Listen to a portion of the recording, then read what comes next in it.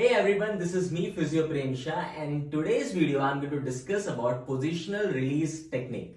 Now this positional release technique is somewhat similar to MET, muscle energy technique, what we use in the muscle for the lengthening or improving flexibility of the muscle. But the only difference is that PRP mostly we use in the functional position to improve players or athletes' performance in that particular activity. Let me explain this to you with a small example. Let's say we want to improve the internal rotators flexibility in fast bowlers, because more they can take their arm or take their shoulders in the external rotation, they can easily come back with the internal rotation and forceful internal rotation. So that is why, let's say I want to improve somebody's fast throw or fast bowling. What I will do is I can use this PRT techniques, which is positional release technique, in a comfortable position for the athlete or player.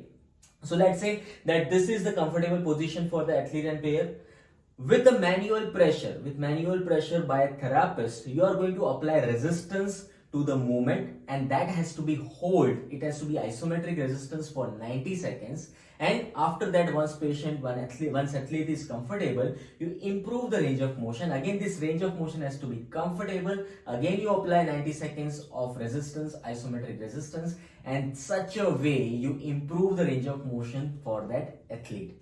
And that is why it is called as positional release technique, because you are using this in particular or certain position.